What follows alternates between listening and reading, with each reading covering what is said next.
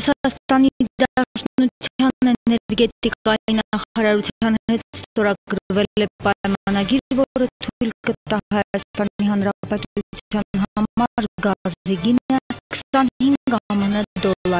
նվազեցնել, հասցնելով 165 ԱՄՆ Այս եւ այլ հարցերի մասին լրագրողների հետ խոսել հանրապետական պատգամավոր Սուքիաս Ավետիսյանը։ Կառավարության որոշմամբ Շիրակի մարզում ևս մեկով կավելանա Քարաշեն դպրոցների թիվը, երկհարկանի նոր դպրոց է կառուցվելու Կրասար համայնքում։ Գյումրու Արևիկ մանկապարտեզում աշխատանքների անորոշ ժամանակով դադարեցման հետևանքով որոշ դժվարություններ են առաջ եկել։ Աշխատողները մտահոգված են աշխատանքը կորցնելուց։ Հայաստանի հերթական նվաճումը գյումրեցի Արթուր Ալեքսանյանը հունահռոմեական ոճի ըմբշամարտի աշխարհի կրկնակի չեմպիոնն է։ 3 կարճամետրաժ ֆիլմ նվիրված Ցեղասպանության 100-րդ տարելիցին։ Ոսկե ծիրանի ֆիլմերը ներկայացվել են գյումրեցի հանդիսատեսի դատին։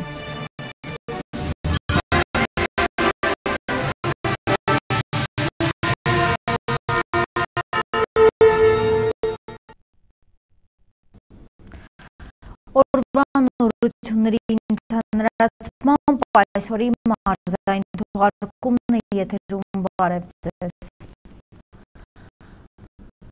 Նախագահ Սերժ Սարգսյանը Ռուսաստանի Դաշնություն աշխատանքային այցի շրջանակներում Մոսկվայում հանդիպում է ունեցել Ռուսաստանի Դաշնության նախագահ Վլադիմիր Պուտինի հետ։ Երկու երկրների նախագահները քննարկել են երկկողմ և բազմակողմ ձևաչափերով հայ-ռուսական համագործակցության առնչվող հարցերի լայն շրջանակ, մասնավորապես անդրադառնալով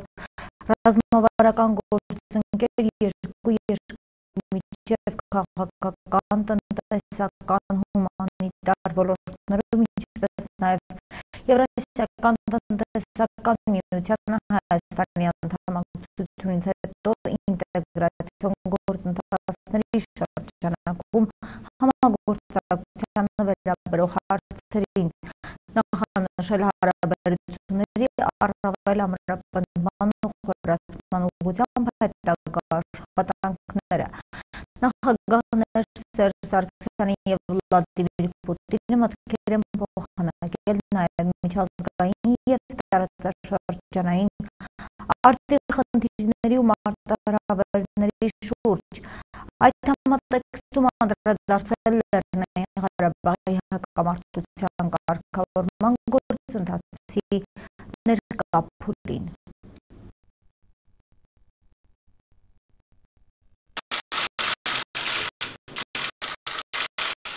Ռազմավարական գործընկերները հաճախ են հանդիպում, այդուհանդերձ ցանկացած հանդիպման օրակարգ հագեցած է։ У нас всегда есть что ждать, имея в виду. Մենք միշտ քննարկելու բան ունենք։ Ես նկատի ունեմ Ռուսաստանի և Հայաստանի միջև հարաբերությունների առանձնահատուկ բնույթը, նկատի ունեմ Եվրասիական տնտեսական միությանը Հայաստանին միանալը, ինչպես նաև լիարժեք մասնակցությունը մեր մեկ այլ ինտեգրացիոն կառույցին, ՀԱՊԿ-ին։ Կցանկանայի այս առումով ձեզ հետ մի շարք հարցեր քննարկել։ Հաճելի է, որ Ռուսաստանը մնում է Հայաստանի առաջատար տնտեսական գործընկերը։ Համեմատած 2013 թվականի հետ անցած տարի զգալիորեն աճել է մեր ապրանքաշրջանառությունը, բայց ցավոք ընթացիկ տարվա առաջին կիսամյակում տեղի է ունեցել փոփոխություն դեպի նվազում։ Մենք այսօր այդ մասին ևս կխոսենք։ Այդտեղ կան որոշակի նրբություններ, որոնց ես դեռևս չունեմ պատասխաններ։ Մենք պատրաստ ենք ձեզ հետ քննարկել այդ հարցերը։ Շատ ուրախ ենք ձեզ տեսնել Մոսկվայում։ Բարի գալուստ։ Երևան, Մոսկվա, Ուֆա վերջին ամիսների հանդիպումների ժամանակ քննարկել են նախկին պայմանավորվածություններն ու արձագանքել ծագած հարցերին։ Նովո Օգարյովոյում էլ ձևաչափը պահպանվում է։ Այդ ժամանակահատվածում Հայաստանի համար մի շարք կարևոր հարցեր են լուծվել եւ միանգամից ուզում եմ ձեզ շնորհակալություն հայտնել Պերմյակովի քրեական գործը հայկական արդարադատությանը հանձնելու համար։ Շատ շնորհակալ եմ ձեզ։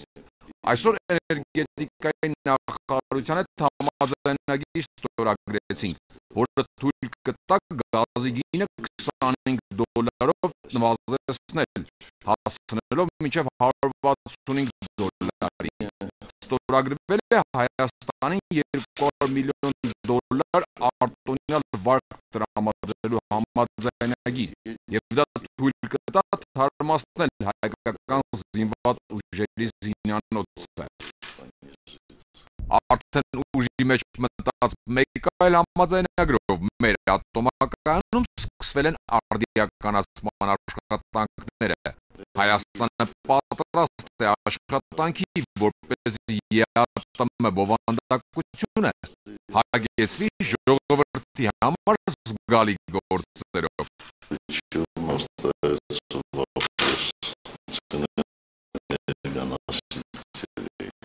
Իհարկե, Հայաստանի համար առանցքային է մնում էներգակիրների սակագնի հարցը։ Այս ճգնաժամային իրավիճակում արտարժույթի կուրսի տատանումները պարզապես շատ բացասական են անդրադառնում սակագների վրա, եւ ես լիահույս եմ, որ մենք նոր լուծումներ կգտնենք, լավ լուծումներ։ Նախագահ Սարգսյանը շնորհակալ է Ռուսաստանին եւ անձամբ նախագահ Պուտինին Ղարաբաղյան հակամարտության կարգավորման ուղիների որոնման ջանքերի համար։ Սերժ Սարգսյանը նշում է, որ վերջին երկու շաբաթներին սահմանին շատ լարված է։ Ադրբեջանական կողմը բացի խոշոր տրամաչափի հրազենից կիրառում է հրետանային զենք, հայկական կողմը ստիպված է պատասխան տալ։ Այդ մասին նախագահն ավելի մանրամասն խոսելու է Դուշանբեում ՀԱՊԿ գագաթնաժողովի ժամանակ։ Արկադի Գրիգորյան, Կարեն Թադևոսյան, այսօր։ Հայաստանի և Ռուսաստանի նախագահների հանդիպման մասին ունեցած ինֆորմացիան միայն պաշտոնական է, իսկ խոսության թեման հիմնականում եղել են տնտեսական խնդիրները և դրանց լուծման ճանապարհները։ Այս մասին այսօր լրագրողների հետ հանդիպման ժամանակ ասել է հանրապետական պատգամավոր Սուքիա Սավետիսյանը։ Նրա խոսքով հանդիպման ընթացքում վերջնականավորվածությունը ձեռք բերվել Հայաստանին $200 միլիոն չափով արտոնյալ վարկ տրամադրելու հարցում, ինչպես նաև հստակեցվել է, որ 5 տարի ժամանակում ռուսական կողմը մոտ $60 միլիոն չափով ներդրում է անելու Հարուս գազարդի հայկական ցանցերում։ Ռուսաստանի Դաշնության էներգետիկայի նախարարության հետ ստորագրվել է պայմանագիր, որը թույլ կտա Հայաստանի Հանրապետության համար գազի գինը $25 նվազեցնել, հասցնելով $165 ընդգծել է պատգամավորը։ Նա անդրադարձել է նաև Հայաստանում տեղի ունեցող ներքաղաքական Կան իրադարձություններին ընդգծելով կարևորագույն իրադարձությունը շանթ 2015 հրամանաշտաբային զորավարժություններն էին։ Այն, որ որոշ ընդդիմադիր քաղաքական ուժեր դեմ են արտահայտվում սահմանադրական բարեփոխումներին, ուղղակի տարօրինակ է։ Այսպես է կարծում ազգային ժողովի հղկական պատգամավոր Սուքիաս Ավետիսյանը։ Ըստ սահմանադրության նախագծով ընդդիմության ավելի լայն լիազորություններ են տրվում, քան գործող սահմանադրությամբ։ Գիտես ինչու իրենք ավելի շատ են բողոքում, որ պետք է նոր սահմանադրության տեքստը չընդունվի, պետք է բոյկոտել, այսինքն նշանակում է իրենց այժմյան վիճակը, որ ավելի վատ է, քան առաջիկայում նախատեսվում է, ավելի է ձեռք տալիս և դա զարմանալի է։ Շատ կարևոր է, որ սահմանադրության նախագծում հստակ ամրագրված է նաև հայկական ավանդական ընտանիքի պահպանումը, իրականության հետ ոչ մի կապ չունեն խոսակցությունները,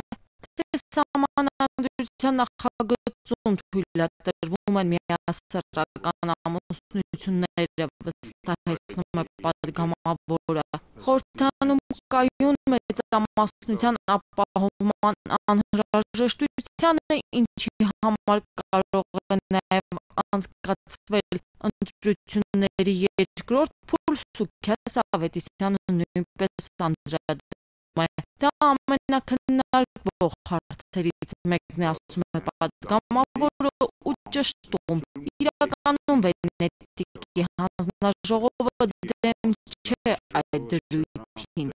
Վենետիկի հանձնաժողովը դեմ չի, Վենետիկի հանձնաժողովը ընդամենը ասում է, որ ցանկալի է այս մասը ավելի ճկուն և եթե հնարավոր է այն ընդգրկվի ընտրական օրենսգրքում։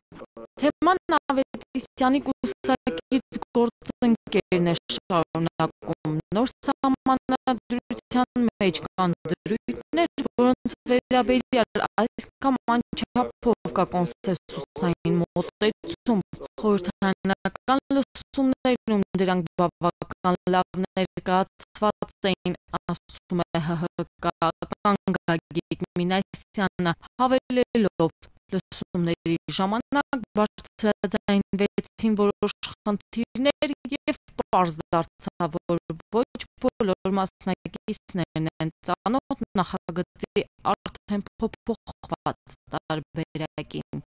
Այդ խմբակցության ղեկավարը Վենետիկի հանձնաժողովի ելույթում հետհանդիպման ժամանակ ելույթ այս խորհրդարանական լսումների ժամանակ ըստ էության նույն թեզը ներկայացրեց, որ գործող նախագահը նոր սահմանադրությամբ հնարավորություն է ստանում շարունակել իր իշխանությունը և որպես դրա հիմք ներկայացրեց այն հանգամանքը, որ գործող նախագահը իր լիազորությունների ավարտից հետո, երբ արդեն խորհրդարանը մեկ տարուց ավելի պետք է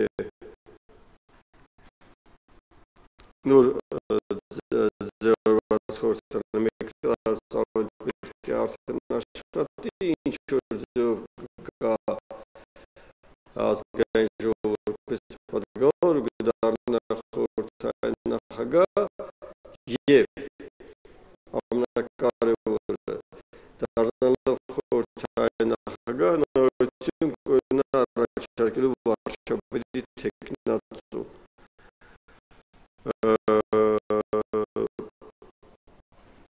Սորական լսում մտածում է, որ իսկապես խորհրդարանի խոսնակը ունի մի մեծ լիազորություն վարչապետի տեխնատու առաջադրելը, սակայն ըստ էության ով քիչ ծանոթ տեքստին կհասկանա, որ խորհրդարանի խոսնակի այդ լիազորությունը ընդհանրապես մեծամասնության կարծիքը ներկայացնելն է։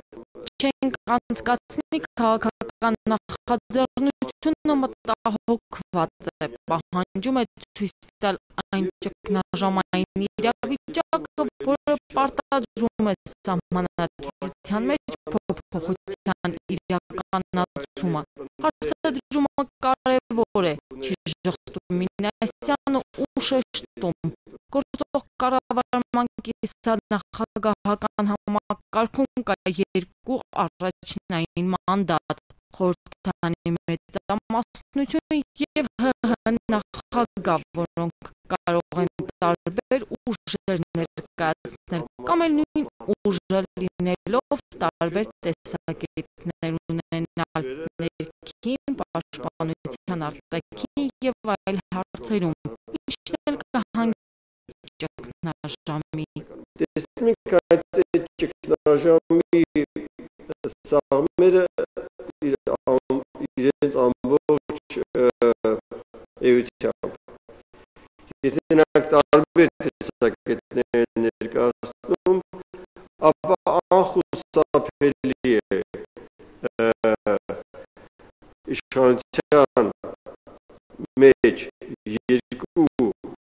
առաջնային մանդատ ունեցող ուժերի հակամարտությունը եւ շատ հնարավոր է, որ դրանք նույնիսկ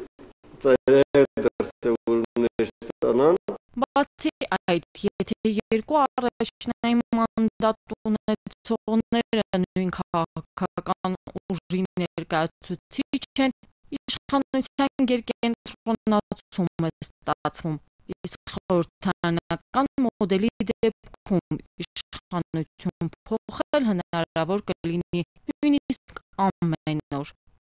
Աննա Գրիգորյան, Կարեն Թադևոսյան, այսօր։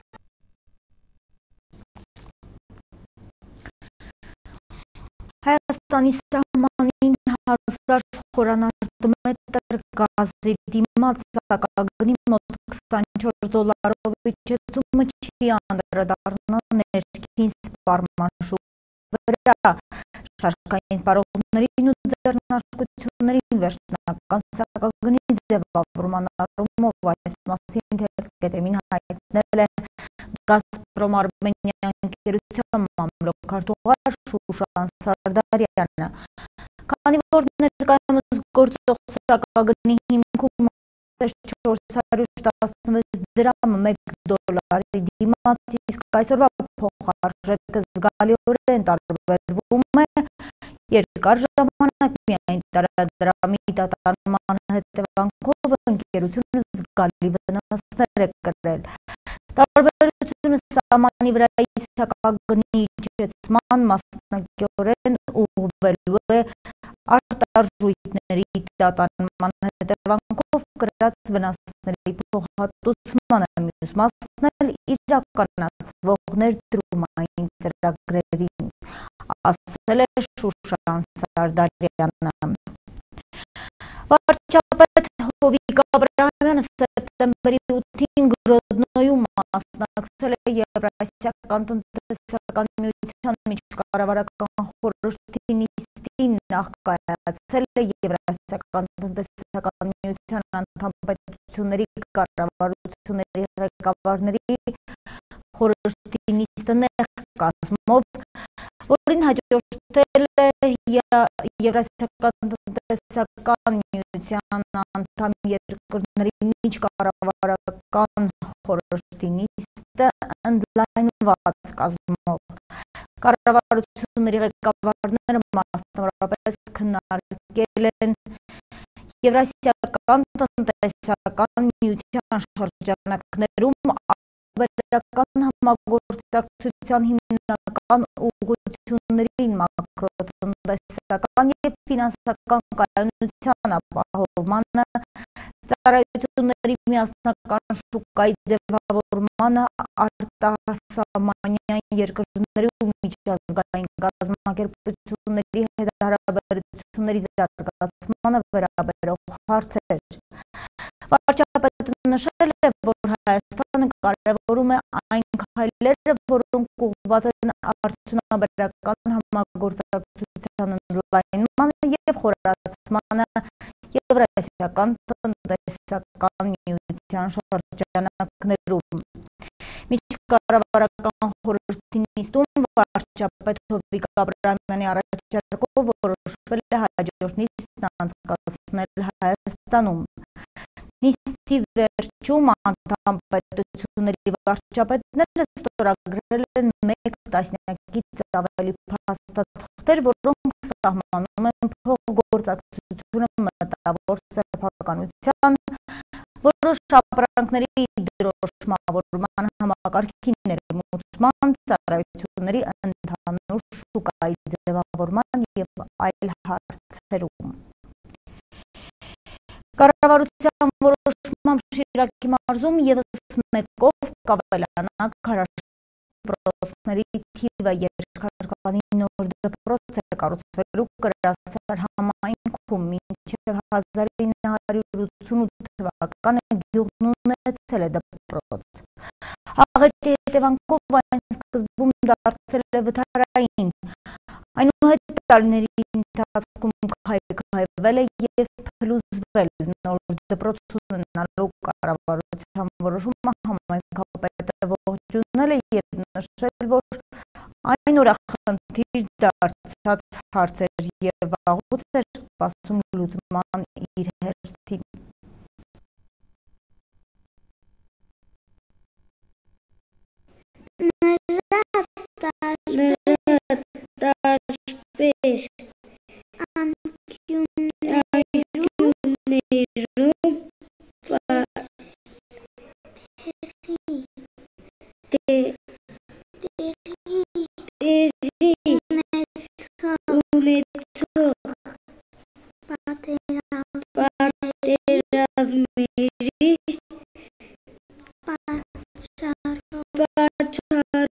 Գարիկը Կրասարի 4-րդ դասարանցի միակ տղան է։ Համադասարանցի աղջիկները խոստանում են աչքի լույսի պես պահել նրան, օգնում են դպրոցում հարիկ եղած դեպքում նրան են տղային աջակցում, որ դասերը պատրաստի։ Մեկ տղա ունենք դասարանում, բայց երևի թե լավ է իր համար, չէ՞ ավելի որ մենակ ես դասարանում։ Գարիկի նման գյուղում միակն է նաև Սյուզանը, Կրասարցի աղջիկներից միայն նա է 8 տարեկան, դպրոց հաճույքով է գալիս։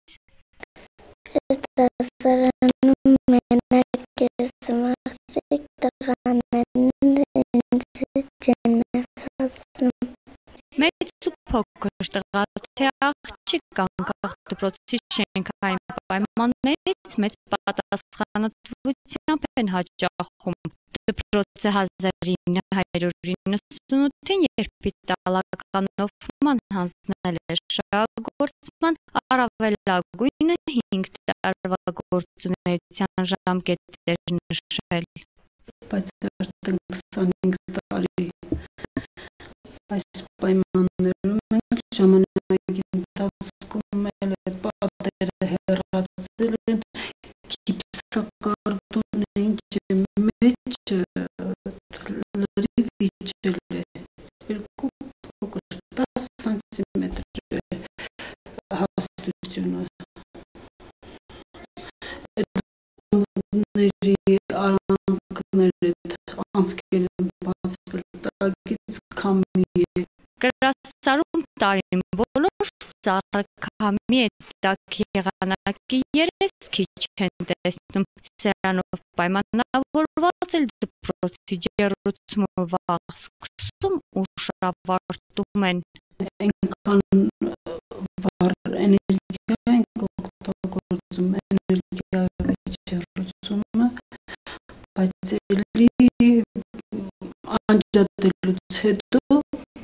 կես ժամի ընթացքում սուրբ է։ Մենք այդ տարբերակ չունենք, որովհետև միայն էլեկտրական ջերուցում է, կաշխատենք կառավարության միջոցով, մեր ֆինանսավորման կառավարությունից է, ապահովել ջերուցումը անցյալ տարի հունվար փետրվար ամիսներին մինչև 270,000-ի վարելի ջերուցման համար ծախսել ենք։ Ես հարցի բարձրացրել և մարզի մասշտաբով և նախարարությունների մասշտաբով շատ եմ դիմել,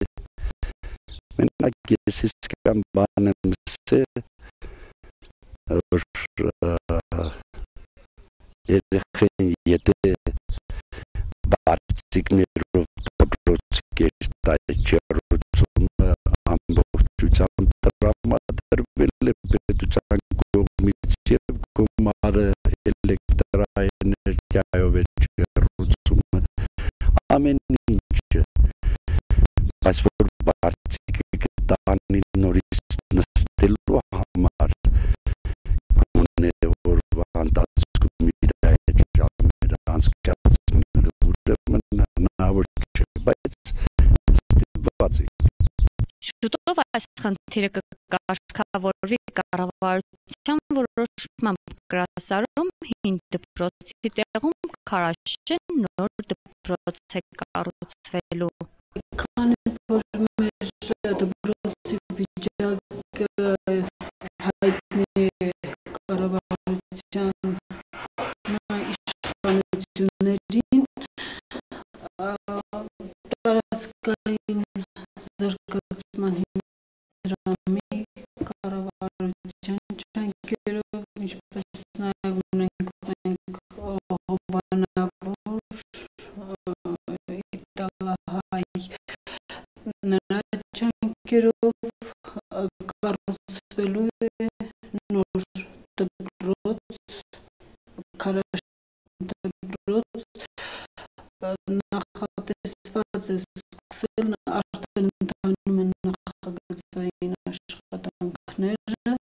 Նոր դպրոցը նախատեսված է 100 աշակերտի համար լինելու է հանրակրթական դպրոցի ներկայացվող պետական չափորոշիչներին համապատասխան։ Ներկա պահին գրասարի դպրոցում 76 աշակերտ է սովորում։ Տնօրենն ասում է, նախորդ տարիների համեմատությամբ նկատելի է աշակերտների թվի նվազում, 1-2 տարվա համեմատականն այնքան տխրեցնող չէ, բայց եթե աշակերտների թիվը համեմատվում է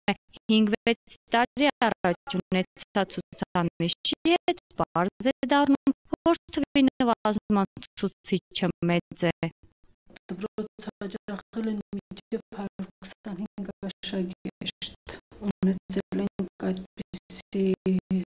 թվեր, բայց հիմա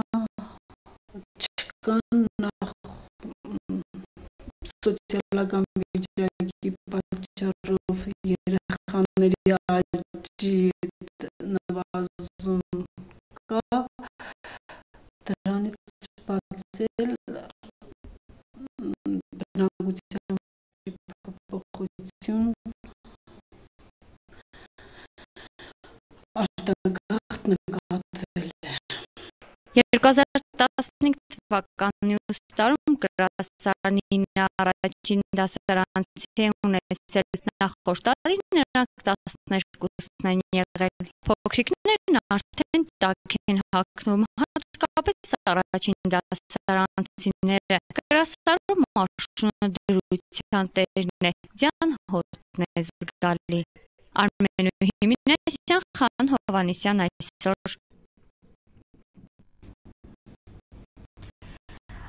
Արդեն 2 ամիս է անորոշ ժամանակով դադարեցված են Գյումրու համայնքապատկան Արևիկ մանկապարտեզի աշխատանքները։ Աշխատանքների դադարեցման հիմք եղել են հանձնաժողովի կողմից հայտնաբերված ուսումնասիրությունների արդյունքները, սանիտարահիգիենիկ անբավարար պայմանները, ջրի բացակայությունը։ Հայտնաբերված թերությունների մի մասը վերացվել են, իսկ մյուս մասի համար անհրաժեշտ գումարը դեռ կառավարությունը չի տրամադրել։ Հետևանքում մանկապարտեզից հեռանում են երեխաները, իսկ աշխատողները մտավախություն ունեն, որ կկորցնեն իրենց աշխատանքը։ Իդեպ Արևիկ համայնքապատկան մանկապարտեզը միակ նախադպրոցական հաստատությունն է Գյումրու Նորավան թաղամասում։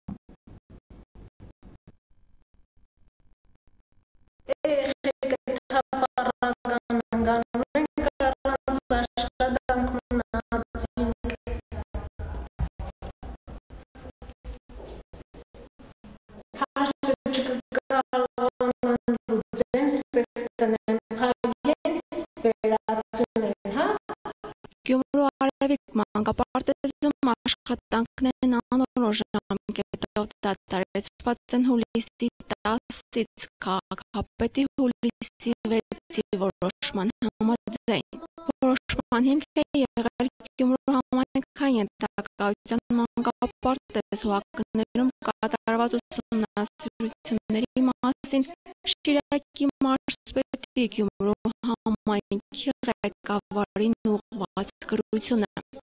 Աշխատանքների դադարեցման պատճառները եղել են սանիտարահիգիենիկ պայմանների անբավարար լինելը, ջրի բացակայությունը։ Նշված հաստատությունում երեխաները շարունակելու են հաճախել հանձնաժողովի վերաշենքային թերությունները վերացնելուց հետո միայն, իսկ աշխատակազմը հարկադիր պարապուրտում է։ Աշխատողները հարկադիր պարապուրտի մեջ են գտնվում, բնականաբար բոլորը ամբողջ կոլեկտիվով հաճախում են, առավոտինից մինչև ժամը 5 այստեղ են։ Համայնքի բյուջեից մանկապարտեզին հատկացված 600,000 դրամով խնդրին ամբողջապես լուծում չի տրվել, գումարները քիչ են եղել։ 600,000 դրամ հատկացվեց, քանի որ մենք ջուր չունեինք, հոսող ջուր չունեինք մանկապարտեզում, եւ կարևոր խնդիրը դա էր։ Մանկապարտեզին կառավարության կողմից հատկացվող գումարների վերաբերյալ տնօրեն Գայանե Մանուկյանը բաց նամակ է ուղղել հանրապետության վարչապետին։ Բաց նամակով դիմեցի վարչապետին, որպեսզի ավելի ստույգ գիտենամ, թե ինչ է լինելու այս մանկապարտեզը։ Մանկապարտեզում աշխատանքները վերսկսելու համար անհրաժեշտ է բանոցի վերանորոգում,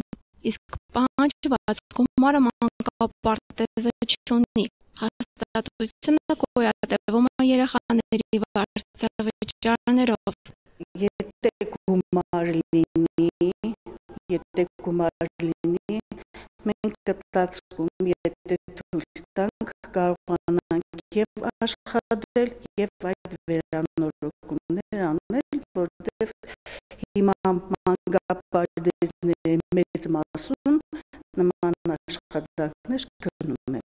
Աշխատանքների անորոշ ժամանակով դադարեցման հետևանքով որոշ դժվարություններ են առաջ եկել։ Մոտ 20 երեխա արդեն ստիպված տեղափոխվել է հարակից, մանկապարտեզներ, աշխատողները մտահոգված են, աշխատանքը կորցնել չեն ուզում։ Մանկապարտեզն այս ամիսներին ընդունելություն չի կազմակերպել։ Հեշտերին մոտավոր 100 երեխա մենք ունեինք։ Որ մանկապարտեզը կան երեխա ունի։ Այս պահին։ Ծնողները դժվարանում են ձմռան ուրիշ մանկապարտեզ հետնվելու պատճառով մեր նախակրթարանը ավելի հարմարավետ է մոդ է, ծնողներին աշխատող ծնողներ ունեն, որ չեն կարող ամեն օր տեղափոխեն ուրիշ մանկապարտեզ։ Մանկապարտեզի աշխատակազմը խնդրում է մինչ կառավարության գումարների հատկացումը վերսկսել աշխատանքները, կազմակերպել երեխաների հաճախումը, այլապես դժվարություններն ակնհայտ կդառնան ցուրտ եղանակներին։ Ոչ մեկը չի կարող մտնել պատասխանատվության տակ եւ բացի դրանից իրավունք չունի։ Եթե նորմերին չի համապատասխանում սանիտարը իրիկ թույլ տալ, աշխատանքները կատարվի։ Ամբողջ հանրույթ կողմից խնդրում ենք, դիմում ենք քաղաքապետին, մարզպետարանին, կրթության բաժնի պետին, խնդրում ենք բացել մանկապարտեզը, ամբողջ ծնողների կողմից ենք խնդրում բացել մանկապարտեզը, աշխատենք մինչև վերանորոգման աշխատանքը ավարտվի։ Եթե հարգադիր պարավորքի մեջ են, մենք պարտավորենք իրենց համապատասխան տարբեր աշխատանքներ առաջարկել։ Եթե ցանկացան ասենք այդ աշխատանքին, արդեն կարող եք այլ աշխատանքային օրենսգիր։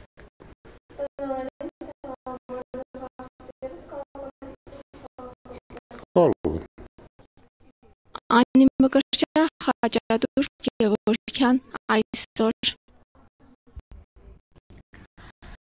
Գազով լիցքավորող ավտոմեքենաների բազմաթիվ պայթյունների ու դժբախտ դեպքերի հիմնական պատճառը գազաբալոնների ոչ ճիշտ շահագործումն է։ Այս մասին հրավիրված մամլոասուլիսի ընթացքում ասել է տարածքային կառավարման և արտակարգ իրավիճակների նախարարության գազասարքավորումների և վառելիքի օբյեկտների անվտանգության փորձաքննության բաժնի պետ Ռուբեն Բադեյանը։ Շատ հաճախ գազաբալոնները տեղադրվում են ոչ լիցենզավորված կազմակերպությունների կողմից և Գառնի և Չարենցավանի դեպքերում, երբ գազաբալոնի պայթյունի հետևանքով զոհեր եղան, պատճառն այն էր, որ լիցքավորվել են գազի համար չնախատեսված գազաբալոններում, որոնք տեղադրված են եղել վարորդների կողմից և չեն համապատասխանել նորմերին։ Տեղադրմանները նույնպես խախտված են եղել, ասել է մասնագետը։ Բանախոսի խոսքով կան նաև դեպքեր, երբ առկա է գազալցակայանների մեղավորությունը։ Գազալցակայանի աշխատակիցը լիցքավորում անելիս փաստաթուղթ չի պահանջում։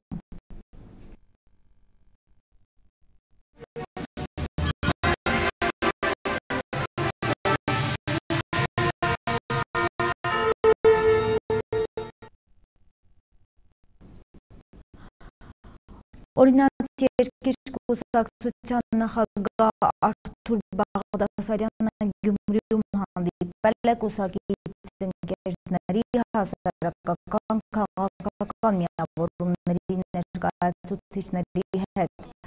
Հանդիպման ընթացքում պաշտոնապես հայտարարվել է Արթուր Բաղդասարյանի նախաձեռնությամբ հայկական վերածնունդ հասարակական քաղաքական միավորման կազմավորման մասին։ Շիրակի մարզից մոտ 3 տասնյակ հասարակական քաղաքական կազմակերպություն իրենց ստորագրությունն են դրել հայկական վերածնունդ հասարակական քաղաքական միավորում ստեղծելու մասին համաձայնագրի տակ ու ընդգրկվել միավորման կազմում, որի առաջին գրասենյակը կբացվի Գյումրիում։ Ելույթ են ունեցել նորաստեղծ միավորման անդամները ՕԵԿ նախագահ Արթուր Բաղդասարյանը։ Ներկայացվել են միավորման ստեղծման նպատակն ու գործունեության ուղղվածությունը։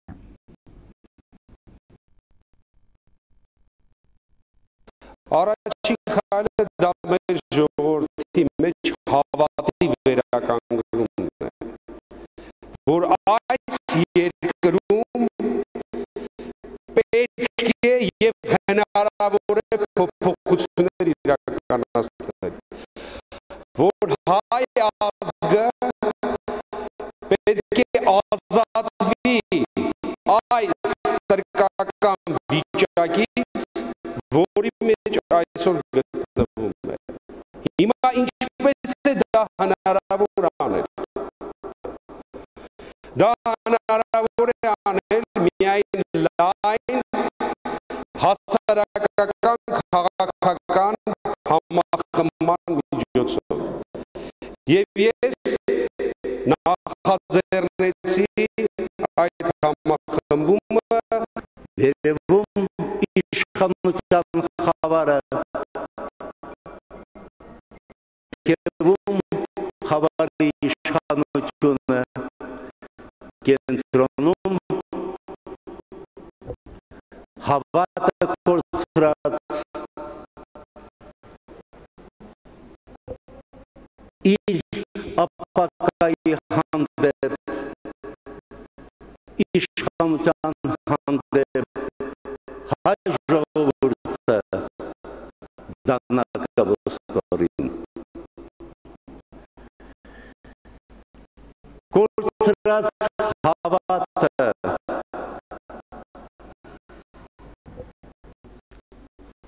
ժողովուրդը չունի ապակա։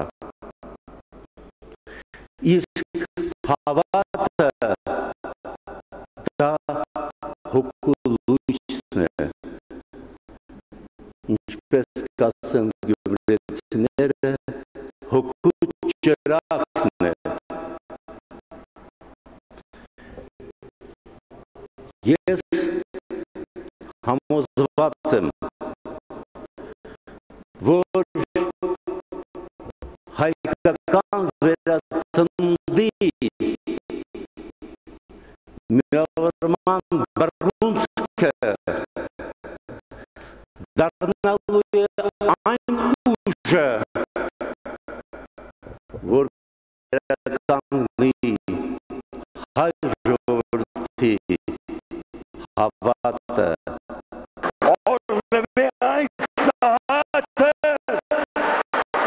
որ հայկական վերածնունդ հասարակական քաղաքական կազմակերպությունը միշտ աշխարհ եկավ։ Այսօր մեզ համար պատմական կարևոր տոն է, քանի որ նորանկախ Հայաստանի պատմությունից առաջին անգամ է, որ ստեղծվում է այսպիսի հզոր, այսպիսի պինդ կառույց։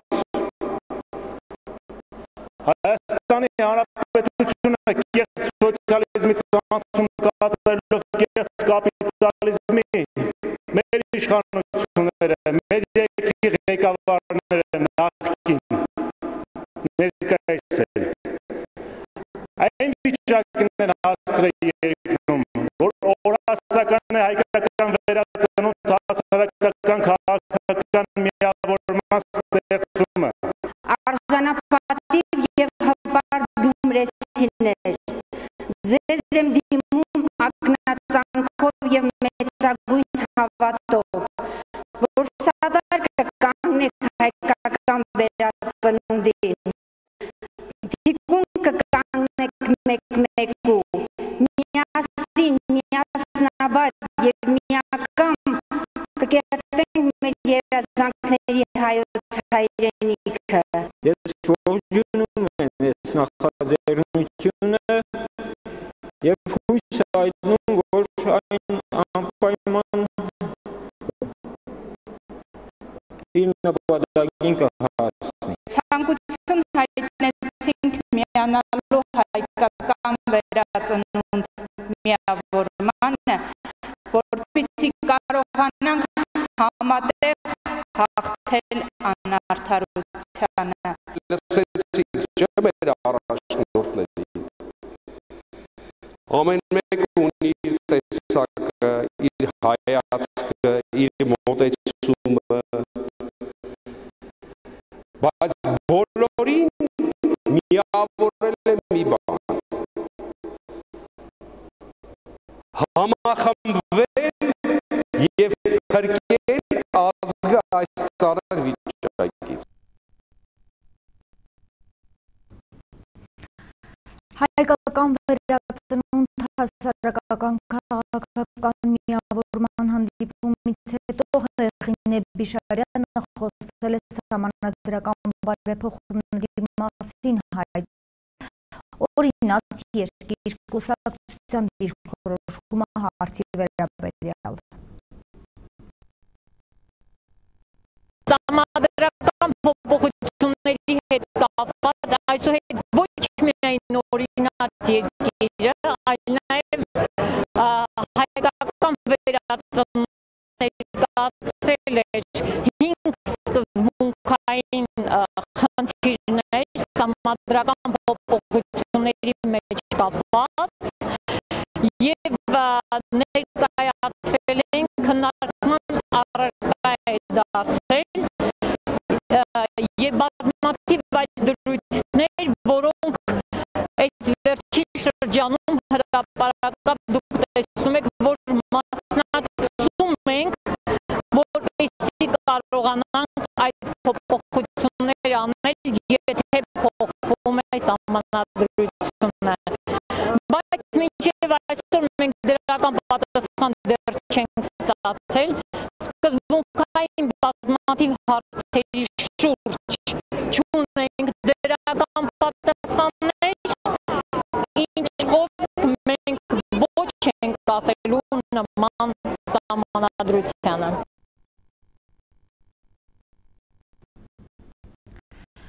Նախորդին Ռուսաստանի Դաշնության զինված ուժերի աշլուկ զորավարժանում տեղի ունեցել ԱՊՀ մասնակից պետությունների հակաօդային պաշտպանության միավորված համակարգի զորքերի համատեղ միջոցառումների 2015 պլանի համաձայն մարտական ընկերակցություն 2015 համատեղ զորավարժությանը բացման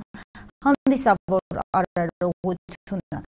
Այս մասին տեղեկացնում են Պաշտպանության նախարարության հասարակայնության հետ կապերի բաժնից։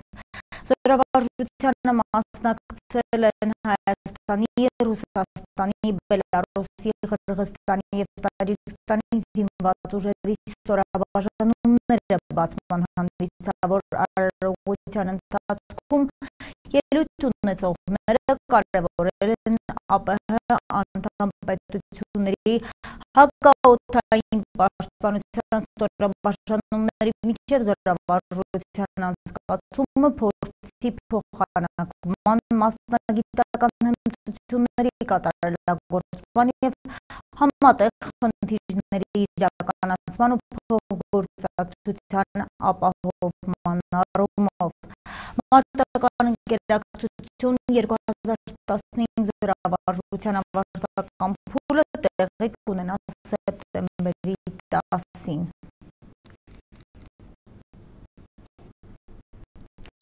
Պաշտոնական այցով Հայաստանում գտնվող Բելգիայի խորհրդարանական պատվիրակությունն այսօր ազգային ժողովի արտաքին հարաբերությունների մշտական հանձնաժողովի նախագահի տեղակալ Շիրակ Թորոսյանի ուղեկցությամբ այցելել է Ծիծեռնակաբերդի հուշահամալիր։ Բելգիացի խորհրդարանականները ծաղիկներ են դրել 1915 թվականի հայոց մեծ եղեռնի հուշարձանին և լրությամբ ու խոնարհումով հարգել Սուրբ նահատակների հիշատակը, փոխանցում է ազգային ժողովի հասարակայնության ու տեղեկատվության միջոցների հետ կապերի վարչությունը։ Բրյուսելի ֆրանկոֆոնիայի խորհրդարանի ղեկավար Ժյուլի դը Գրոտը նշել է, որ իրենք առաջիկայում այցելելու են Լեռնային Ղարաբաղ, որոշակի առաքելություն ունեն իրականացնելու։ Մենք համատեղ ուժերով պետք է որոշակի խնդիրների վերաբերյալ լուծումներ գտնենք, ասել է Ժյուլի դը Գրոտը։ Իսկ Հայաստանի Հանրապետության արտգործնախարար Էդվարդ Նալբանդյանը Ֆրանսիայի արտգործնախարար Լորան Ֆաբիուսի հրավերով այսօր Փարիզում մասնակցել է Մերձավոր Արևելքում կրոնական և ազգային փոքրամասնությունների դեմ բռնությունների կանխարգելմանը նվիրված միջազգային համաժողովին, կային եղել շուրջ 6 տասնյակ պետությունների բարձրաստիճան պատվիրակություններ, արտգործնախարարներ, միջազգային կազմակերպությունների ղեկավարներ, բարձրաստիճան հոգևորականներ, ՄԱԿ-ի գլխավոր քարտուղարի տեղակալ Յան Էլիասոնը, Եվրամիության արտաքին քաղաքականության և անվտանգության հարցերով բարձր ներկայացուցիչ Ֆեդերիկա Մոգերինին։ Համաժողովը բացել է Ֆրանսիայի նախագահ Ֆրանսուଆ Օլանդը։ Իր խոսքում նախարար Նալբանդյանն ասել է. Հայաստանը խորապես մտահոգված է մեր անմիջական հարևանությամբ Մերձավոր Արևելքում ծավալվող իրադարձություններով։ Մենք բազմիցս խստորեն դատապարտել ենք այսպես կոչված իսլամական պետության և ահաբեկչական այլ խմբերի կողմից իրականացվող ոճրագործությունները, որոնք սպառնալիք են հանդիսանում ինչպես տարածաշրջանի ժողովուրդների համար, այնպես էլ դրա սահմաններից դուրս։ Այժմ, երբ վտանգված է տարածաշրջանի ժողովուրդների կյանքը և էթնիկ ու կրոնական համայնքների գոյությունը, մենք մեր բարոյական պարտք համարում կանգնել նրանց կողքին։ Ստամբուլի Թուզլա շրջանում գտնվող հայկական Արմեն Որբանոց ճամբարի քանդման դեմ պայքարող քաղաքացիների վրա գիշերը հարձակում է տեղի ունեցել։ Ինչպես տեղեկացնում է ԱԿՕՍ-ը, ժամը 1:30-ի սահմաններում փայտերով զինված մի խումբ հարձակվել է ճամբարը հսկողների վրա։ Հերթապահողների ու հարձակվող խմբի միջև լարվածություն է առաջացել, խումբը սակայն չի կարողացել մտնել Որբանոցի տարածք։ Արմեն Որբանոցի դիմադրության շարժումը դիմել է ոստիկանություն։ Հիշեցնենք, որ Թուրքիայում Արմեն Որբանոց ճամբարը չքանդելու համար իրականացվող հերթապահության ընթացքում ևս մի հարձակում էր տեղի ունեցել անցյալ ամիս։ Այդ հարձակման ընթացքում 2 մարդ էր վիրավորվել։ Իսկ Դիարբեկիրի Սուր շրջանում 2 շաբթի բախումներ են գրանցվել, որոնց ընթացքում սպանվել է 2 ոստիկան։ Դրանից հետո շրջանում պարետային ժամ է հայտարարվել։ Բազմաթիվ մարդիկ են ձերբակալվել, սակայն վնասներ են կրել նաև տարածքում գտնվող հայկական եկեղեցին և մի մզկիթ։ Հայկական պատմական Սուրբ Կիրակոսի եկեղեցու մոտակայքում տեղակայված պայթուցիկ սարքի գործարկման հետևանքով եկեղեցու ապակիները կոտրվել են, հասցվել է նյութական վնաս։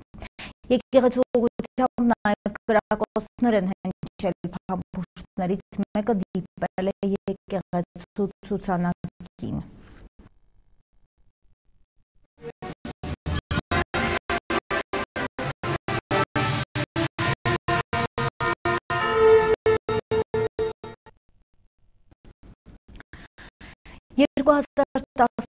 թվականին Ոսկե ծիրան միջազգային կինոփառատոնը նոր ասելիք ուներ, այլևս երբեք խորագիր կրող ծրագիրը փառատոնի կազմակերպիչները նվիրել են հայոց ցեղասպանության 100-րդ տարելիցին։ Կազմակերպիչների հավաստմամբ Ոսկե ծիրան առաջին միջազգային կինոփառատոնն այսօր համարվում է տարածաշրջանի լավագույն փառատոններից մեկը։ Ոսկե ծիրանի մասնակից որոշ ֆիլմեր սեպտեմբերի 5-ից ցուցադրվել են գյումրեցի հանդիսատեսի համար։ Վերջիններս փառատոնի շրջանակներում հնարավորություն են ունեցել դիտելու 9 ֆիլմ, եղել է նաև բացօթյա ցուցադրություններ։ Սեպտեմբերի 7-ին Գյումրի Հոկտեմբեր կինոթատրոնում փառատոնի փակման հանդիսավոր արարողությանը մասնակցել են Շիրակի մարզպետն ու Գյումրու քաղաքապետը։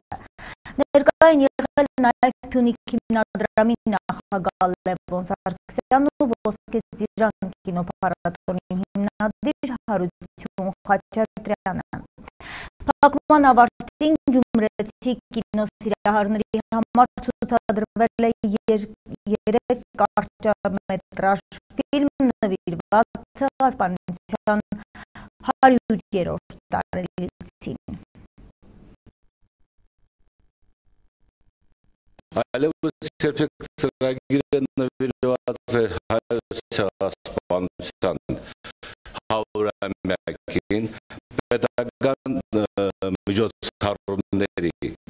շրջանակիցներ արդեն միայն Գյումրիում չէ, մենք բազմաթիվ երկրներում անց է կանցրել այլևս երբեք, որտեղ գիտեք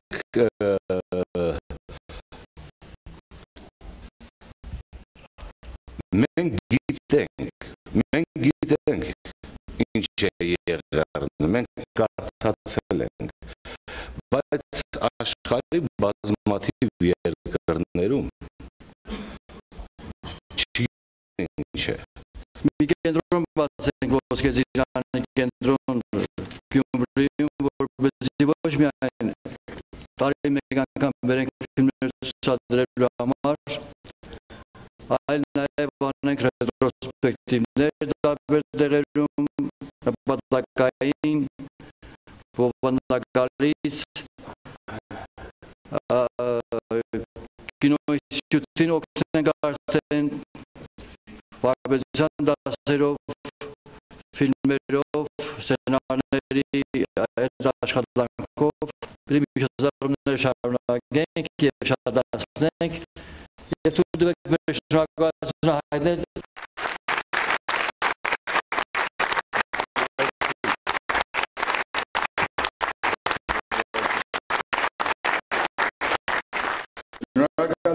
հաջողություն եմ ցանկանում բոլորիս, հաջողություն Ոսկե ծիրանին, ծիրանի մասին որ խոսում են մի բան ակամայից հիշեցի, ծիրանի արժեքի մասին խոսելուց, եթե հիշում եք, Պեղպերի դինը Չինաստանից բերելուց, իսկապես ոսկու է դենք փոխում, չէ, եվրոպացիները, հիմա մենք հասնենք դրան չհասանք, ես կուզենայի որ հասնենք,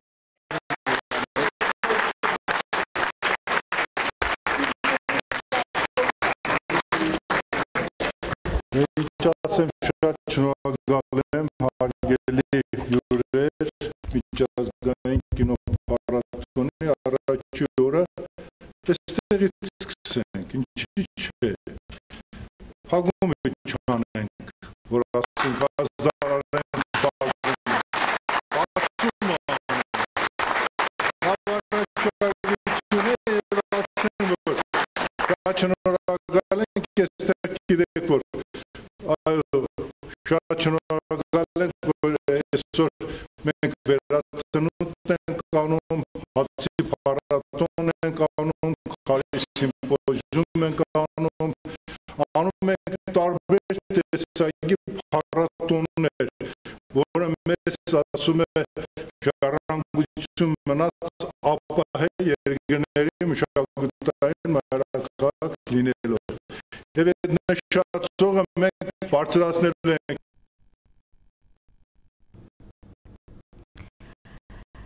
Մենք հաղթական լուր մարզական ոլորտից և եզրափակենք թողարկումը։ Լաս Վեգասում տեղի ունեցավ հունահռոմեական ոճի մշամարտի աշխարհի առաջնությունը։ Մինչև 98 կիլոգրամ աշխարհային կարգում գյումրեցի Արթուր Ալեքսանյանը հաղթելով իր բոլոր մրցակիցներին դարձավ աշխարհի կրկնակի չեմպիոն։